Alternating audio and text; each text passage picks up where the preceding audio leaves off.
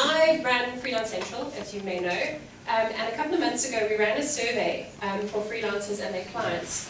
We did this online, and we had about 300 responses. The majority were freelancers who replied, funnily enough. And I just want to go through quickly, just to set the scene for today, what kind of responses we had and what people were saying.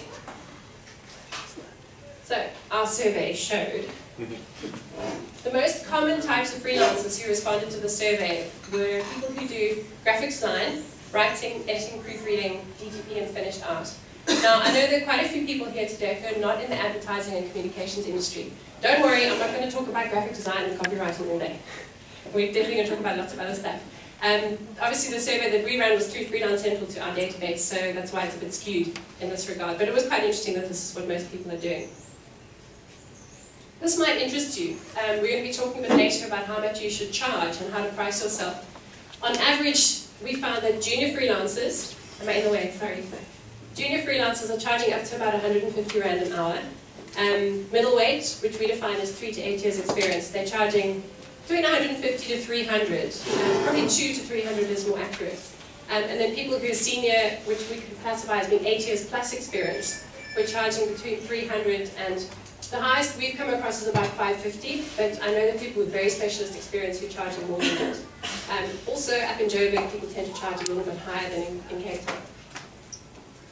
Can you maybe take a temperature if people think they're in this ballpark? Yeah, what do you guys think of this? Do you think these rates are kind of in line with what you're charging, or no? No? No. Too high? Too low? Far too low. Far too low. You're earning more than this. Great. You need to talk to the lady in the red, white stripe. Okay, any other feedback? I think it's also, if you have clients of branding, like corporate clients, then you will get more. And then also, if you're a programmer and you have graphic design and programming skills, then your charges will also be very different. Okay, so people who do graphic design, programming, and particularly graphic design, corporate branding, can charge more. Will charge more. Okay, anything from 500 up.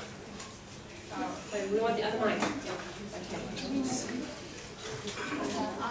Okay. IT related higher costs. Yeah. Is anybody charging a lot less than these rates? No. Yeah. Go ahead. Is the roving one?